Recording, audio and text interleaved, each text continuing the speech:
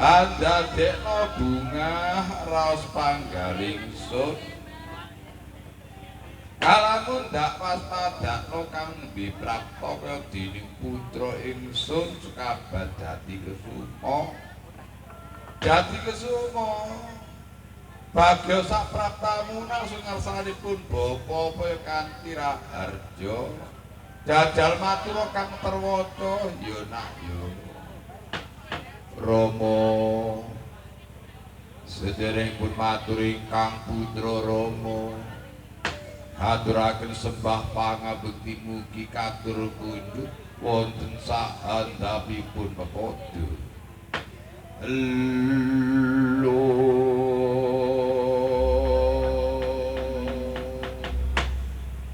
ya wis tak trima nak puja pangestawanipun bapa sliramu kang rima ya jati kesuma inggih Rama sampun dalem tadung asta kula kekali kawulingga wonten wertakipun merdoyo basan anggeti ana dalem tetes andaki ngono dalem sempat dalem jencang wonten rikma minggah ing kita Ponorogo mugi dadosaken jimat paripih anggen dalem gesang wonten jagat raya menika Lho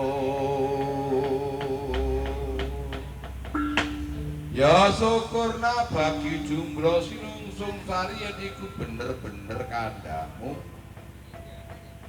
lah yen tak delok rina klawan wengi sliramu menonang sing tanpa kanthi bebasane wayahe mangga gelem dahar wae turu gak gelem sare iki apa sing mbok galih jajal matur ngarsanipun bapa begawan Ponco Jati iki Rama sederengipun ingkang putra nyuwun kuwi pangapunten nggih bapa awit menapa paduka natos dawuh badhe pandhapan satunggalipun Pak Ilmu lepas sangkan paraning dumadi tulis tanpa papan Rama mila kula enggal kasembatan napa ingkang dados panyunipun ingkang putra sekabat Jati Kesuma menika Lho perkara niku gampang ngelmu golane gampang tapi nek wis dinemu iku angel kanggone mulana perkara niku ora sesuk bakal bapa Wedarna ngarsamu ya nggih ya tapi kudu ana laku kang utama mergo lakune wong urip ngono iso dadi bebenere laku kang wicaksana bebener marang Gusti kang amung duwuh. Merga apa ora sisih sing bakal iso mengkoni ana percobaan Gua Kancana iki kejaba jeneng kita. Ibarat srengenge ngono. Timbang darine bak iso uga wis nemoni ananing sesure ana jagat raya iki nah. Lah mula pun welingipun bapa iki kudu mbok eling-eling. Nadyan to jeneng sira iki wis kebok paelmu saka pun bapa, iling-iling petang perkara ngarsanipun bapa ya nak ya. Inggih Rama menika menapa ingkang dados paweling panjenengan. Sing angka 1 nak kalamun jeneng sira wis besok gantenipun bapa ana percobaan Gua Kancana kene. Minangka sing mandhegani ana Gua Kancana kene sing angka 1. Ngupadya ilmu ning para alim ulama iku ana jagat raya iki merga ilmune para alim iku penting banget nak. Merga kalamun menungsa iku mengkoni ilmune para alim nadan lugu ta sing kaya apa, mursala sing kaya apa iso bakal munggah ing kasuwarganing Allah Taala. Merga penting banget nak ilmune para alim iku sing mbok wengku ya Ger ya. Dadi ibarat alas utuh nah soto kewan ora ana. Nah nek kabeh karang pradesan iku akeh para alim menungso kanthi tumindak oleh ana sungkane ngono. Inggih Rama ngestaken dawuh panjenengan. Lah dene sing angka 2 nak adile para pemimpin. Dadi kalamu sliramu besok wis dadi pimpinan dempok pertapan Gua Kancana kene. Aja duwe sifat ban cindil ban cilacap. Aja sing bener digawe luput digawe bener aja. Tetulunga marang padha padaning titah, tetulunga marang padha padaning manungsa sing bener-bener njaluk sanjata pitulungan ngono. Merga ilingana firmane Allah Ta'ala sing isine Bismillahirrahmanirrahim. Wa mayatasi bilai wa khada udiyah ilahi sirati mustaqim. Sapa menungso sing gelem gondelan agama ning Gusti Kang Maha Kawasa bakal diparingi pituduh dalan sing bener iku. Merga abot dadi pimpinan sing adil ngono ibarat omah dadi genteng, udan yo kaudanan, panas yo kepanasan. Iso ngayomi bener sing ana njero bali omah, tentrem ayem ning manungsa sing manggon ana omah iku lho ngono nah. Nggih Rama. Lah dene sing angka 3 nak lumane wong kang sugih.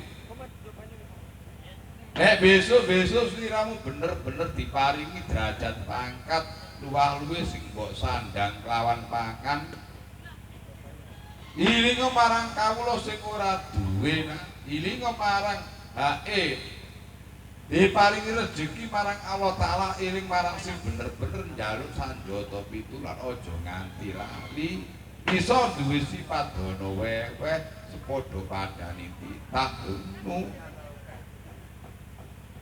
Lah dene sing pamungkas nak sliramu ilinga yaiku kahananing dungane wong kang iku sing paling mandi nah.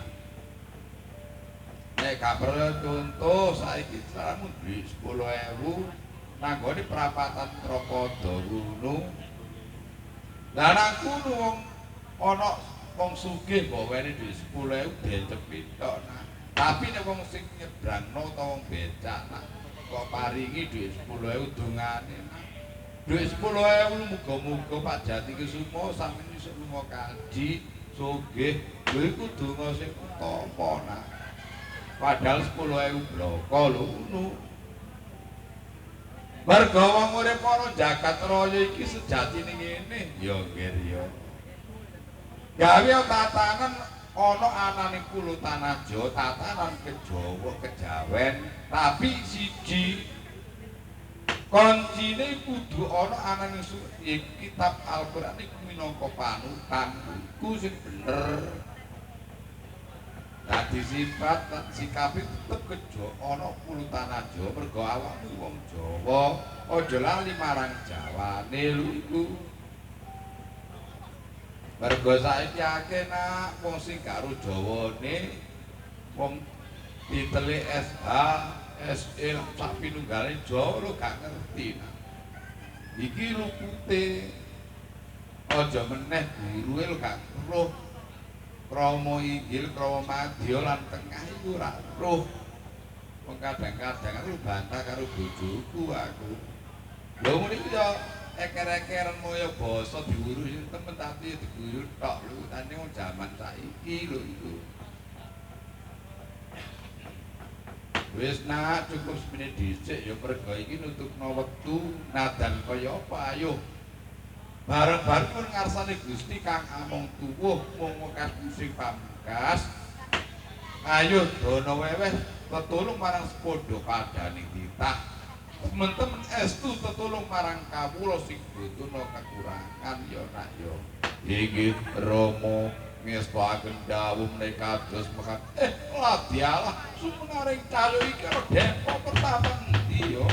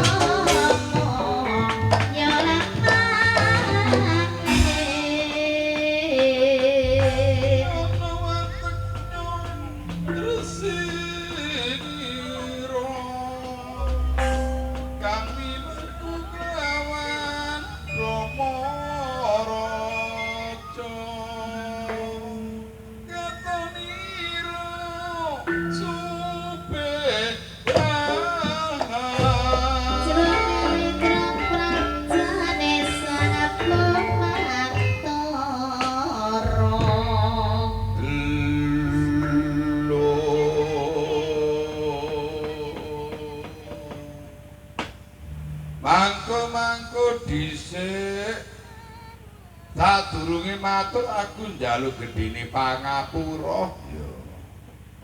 Lah dene apa aku ora mengku basa kelawan jenenganing Raden.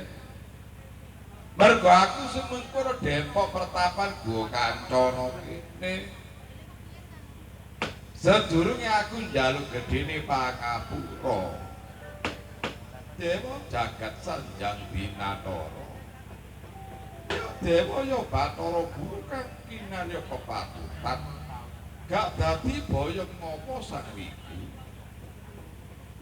Lah nganti jeneng ingsun delong naring cahya meniki candra iki Depok Pertapan endi lan sapa kang dadi asmane sakwiki. Lho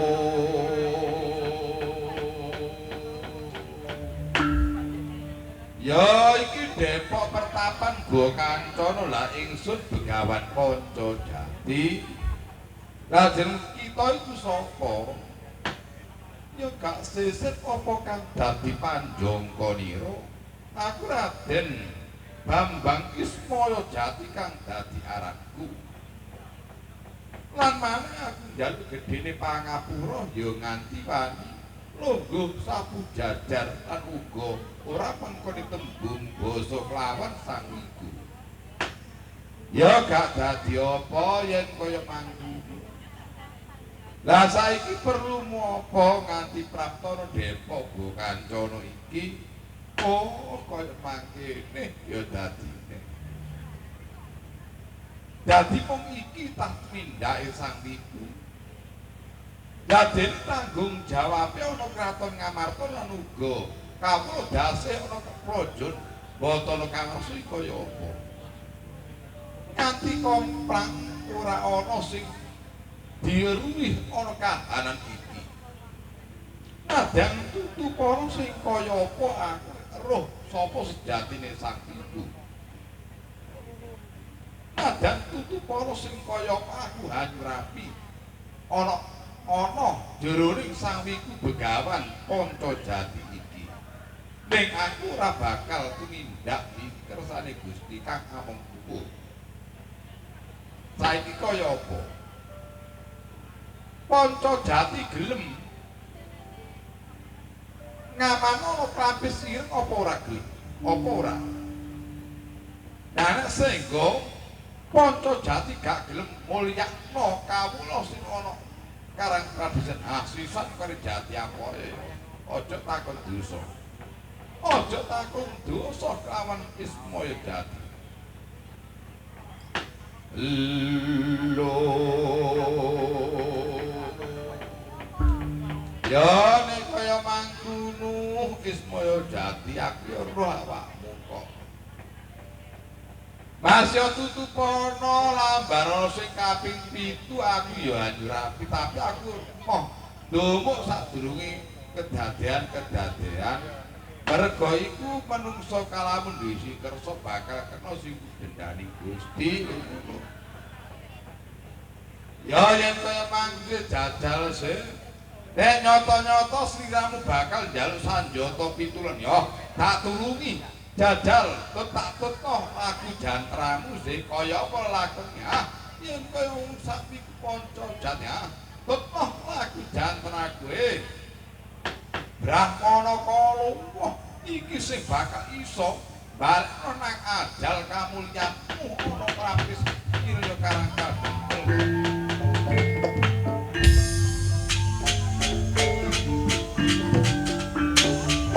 Ayo tetno lagu jantraku.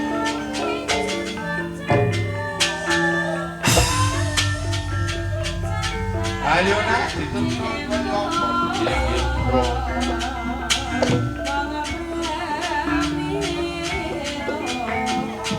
Yo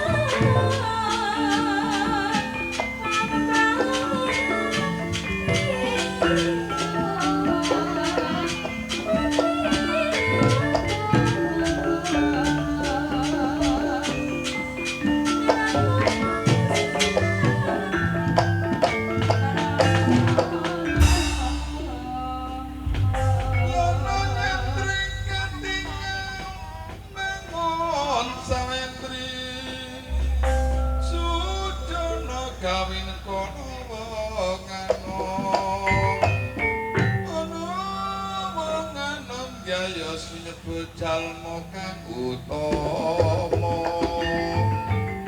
katonira ya keper kodhong karo ayo terasa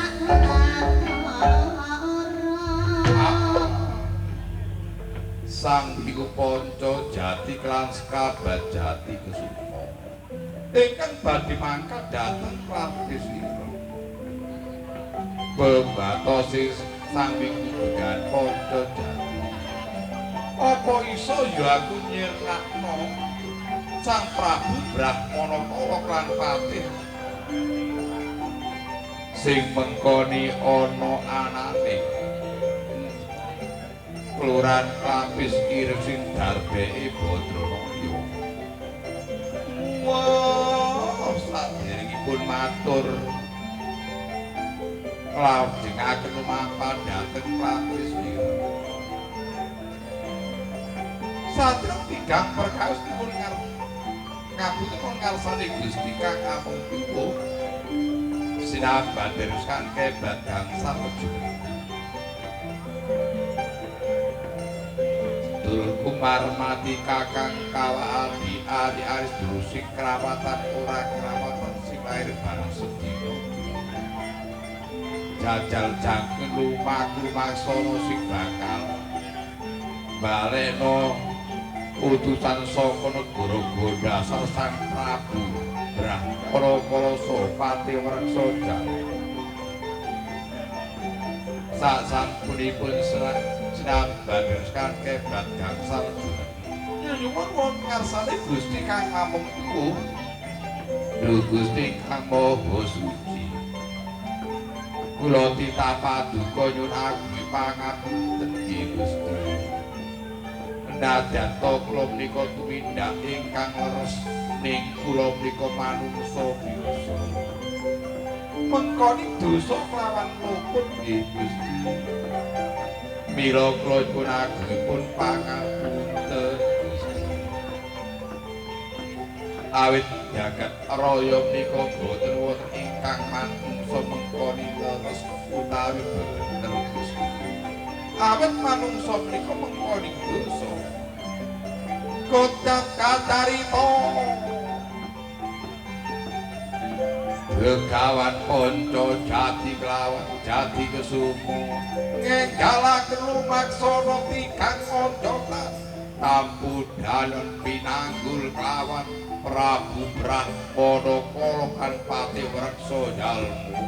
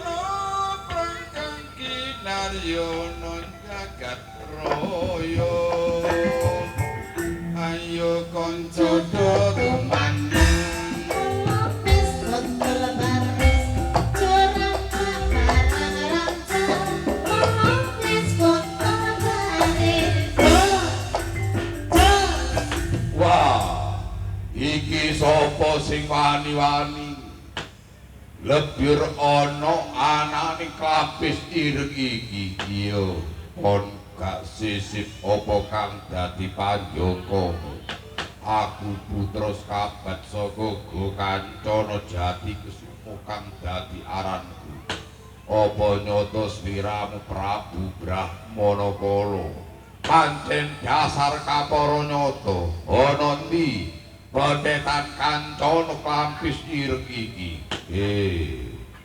iki dina pendetan Kancana tak cancang ana ototing Jati Kesumo iso nglangkai bangkine Jati Kesumo genah iso boyong kanane pendetan saka Klampis ireng tak lagrak yen kaya mangkono Jati Kesumo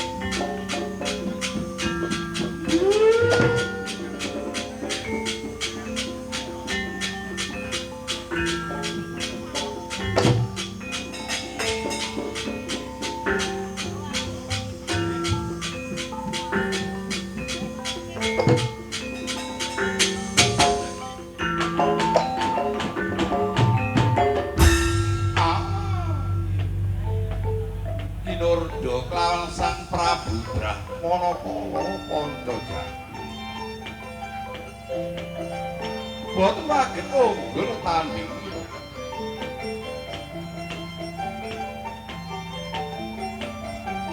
Apese sang Wiku Panca Jati Jayane Sang Prabu Brahmanakala. Saknalika Panca Jati ngarsane Gusti Kang Amengku. nyampur naraga raganing sang kaki Gusti Kang Amroja kocap kacarita saking santri kurdane Prabu Brahmana Kala kanca jati dawah wonten Dantala bebasan yang bebrengkes lan biting kagodhong ical sipati kanca jati wigar badar Srinata Diwarawati kelawan Kuntadewa Ladinis kabat jati wigar badar Brontasena kan Praragono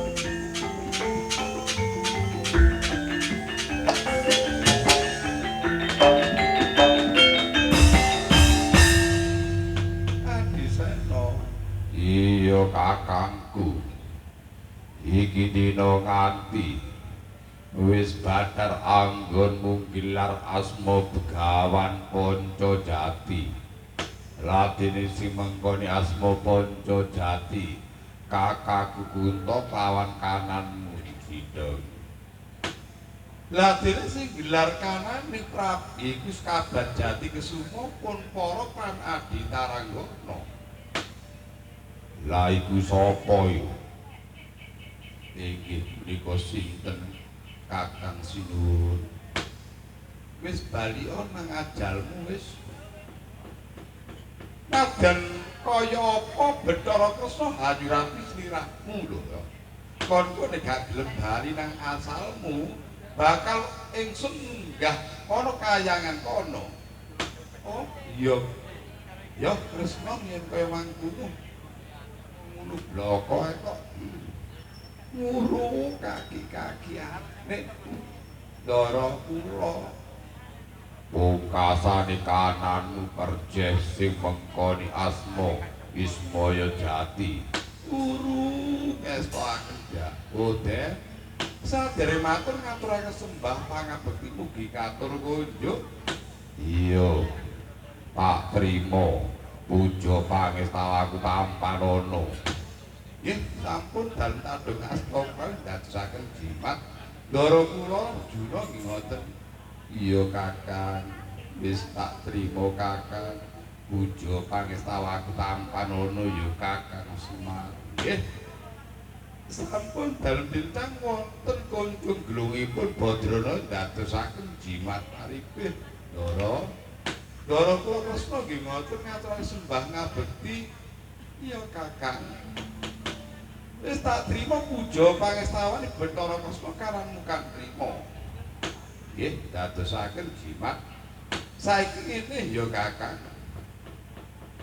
lah ana lakon kaya mangkene iki ana ndi putri para kang asma Puspita ningsih iku uru menika mundhik saking inggih menika lebetipun njawine Kampis Kiresmika kula mboten hanyurapi Ndara perjeh inggih saiki kaya apa dadi anak minggu ra ana karang kadempel kono inggih boten wonten Jlamprong inggih Kakang Sena wonten wigatos menapa kula sejatosipun anggati remen kelawan inggih panjenenganipun Dewi Puspitaning Sinika Kakang Sena. Awakmu cana wong wedok sing bathuke klemis mesti kebimbang Taranggana. Inggih nika remen estu. Kapangka bojomu wis akeh kon niku. Kula ngatur ngoten Ndara kula Arjuna. Lah saiki kaya apa Kakang? Jenengan bapake kemawon Cakrama mengke sinten? Brahmana Kalasa Ridal. Nggih menika Pati Wreksa Jalma menika. Yen kaya mangkono Kakang sejajar tatapan Brahmana Kalasa. Terima Cakrama Agen dhuwur dan endek dodo ketrajang bak balik ngajang tak sembah idri-idra parati.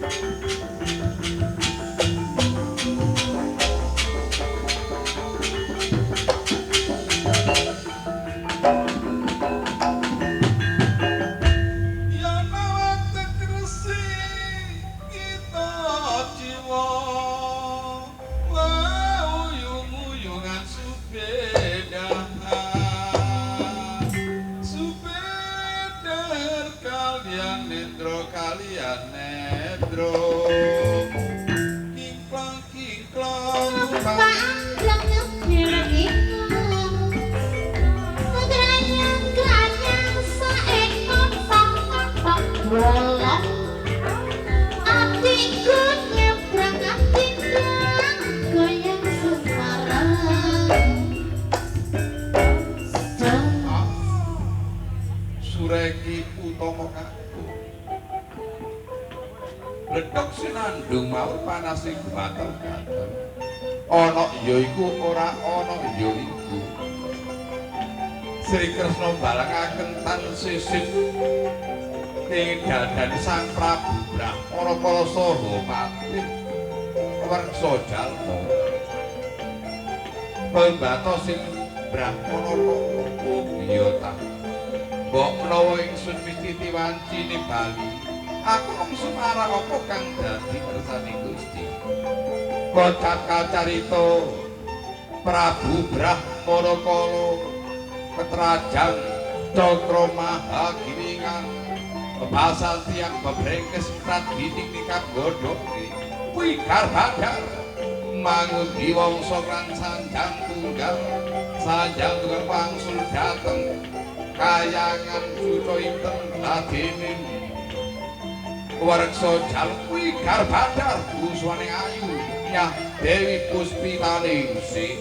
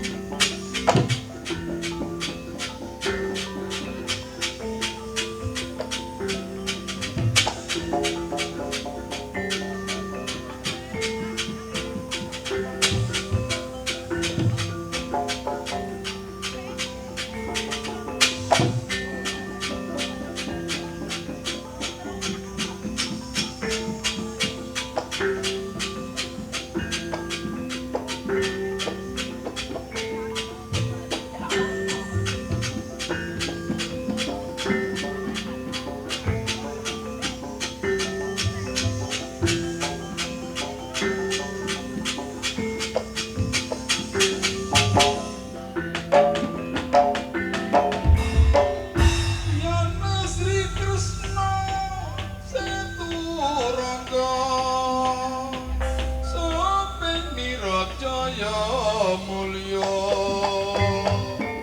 sembeng nira kembang jaya mulya kembang jaya mulya Tanjung Perak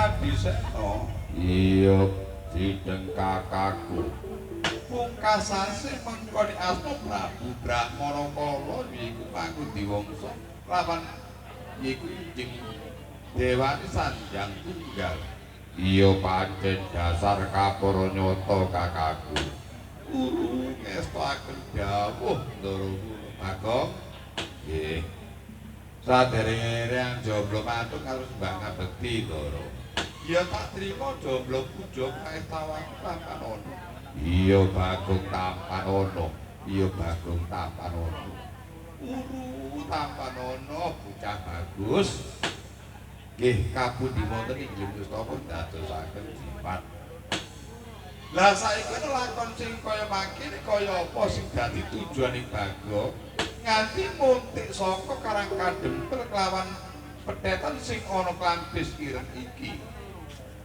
nggih ngeten to lah niki wong peke dhewek kali kula niki pacar kula lho ngoten lah kabeh gak setuju lho ngoten lho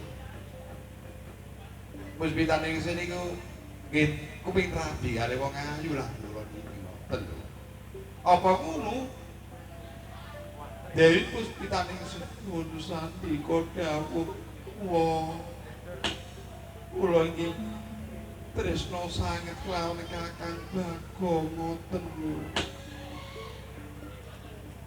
jomblo nggih apa tak peke Puspita Ningsih yo tak urupi bojoku pilih boten apa moh pokoke aku lek kalih Puspita Ningsih matek pokoke aku ya apa gelem gak gelem ya wis pokoke rono ya ya ya Kang Mas Bagong aku tresno karo Riko Mas Riko tresno aku tresno pondhae iki ya apa enak wong loro mati wong loro lho Dik ya apa sik jajal majorene ya Puspita Ningsih supaya kok kedadian apa kang ana ngarsane mangun diwangsa ayo kanane Puspita Ningsih awit dados rebutaning para ratu para putra ratu wonten jagat raya saknalika Puspita Ningsih den sabda kelawan Bathara Kresna ical wujudipun endah ing Sulistya dados wujudira libuk mengarsane mangun diwangsa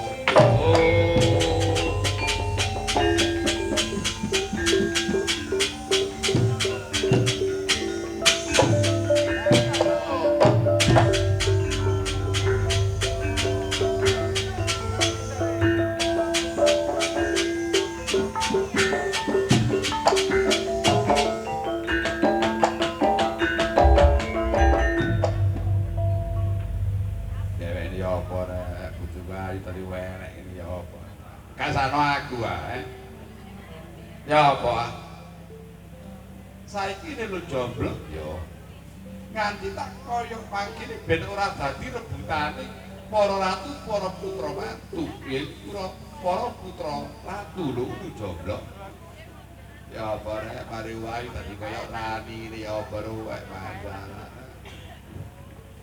Iko diseneng be aku Kang Mas Jomblo wis ngono jomblo lho Mas Dik ya apa? Wis papa wis. Matur kamu kok rani aku gelem wis gak apa-apa wis ya apa wis. Wis sing penting rasane lho ora pancet lho. Wis ya apa ya? Tadi tetep tresno ya Kang Bagong. Ya sayang karo awakmu ya apa?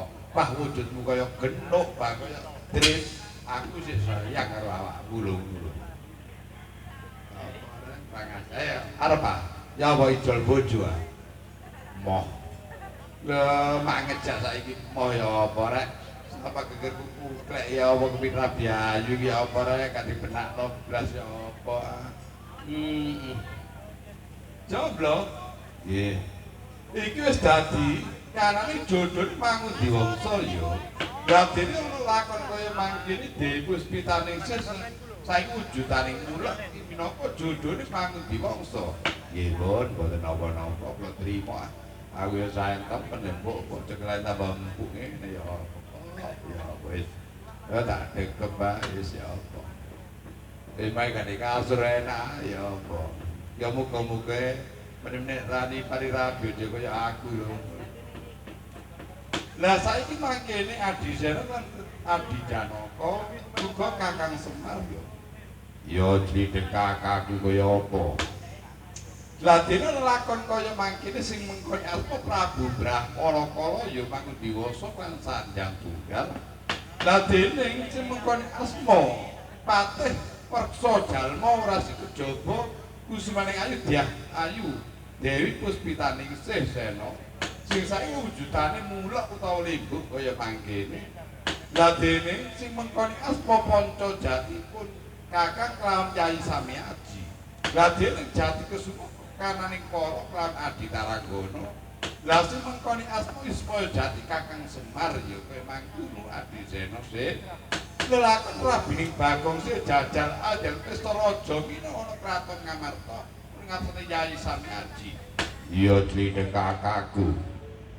Aku mung sumarah apa kang dadi ngandikane diteng kakakku. Lan manedhe iki wae salat subuh ayo ngurmati padha padane. Manungsa njaluk gedhene pangapura ngarsane Gusti kang amung tuwa ya. Aku nggih napa? Aku pesen kelawan kananmu ya jomblo. Nadyan ala sing kaya apa kan bebojon kelawan iku kahananing lepuk to Dewi Puspitaningsih iki Bagong iso tentrem ayem, iso dadi contoh ana anane Karang Pradilan ya klampis pirek iki. Aja nganti tumindak kang ala ya Bagong, aja mengkoni yaiku kamurkan, ae tentrem ayem padha ngelingo padha padane bebojoan. Nggih, ana apa nggih, Ndara. Kula nyuwun dipangestu kula bubujan kali bojo kula niki nggih Ndara. Pun kula lila ing panggalih. Panjenengan niki jodoh kula Puspitaningsih pun. Sani wujudane mulek pun monggo pun mboten napa-napa Ndara. Ah, yen kowe mangkon Bagong Prabinira pesta raja ngarsane Kyai Samyaji. Kyai Samyaji monggo ngen pesta raja dawuhe Bagong kelawan mulek wonten negari Ngamarta Yai.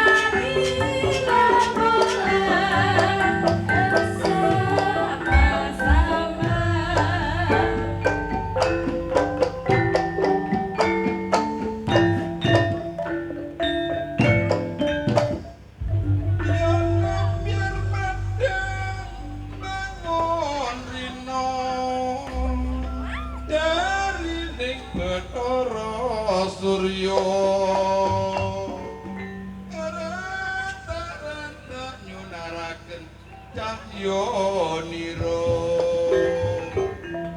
waya esuk sengenge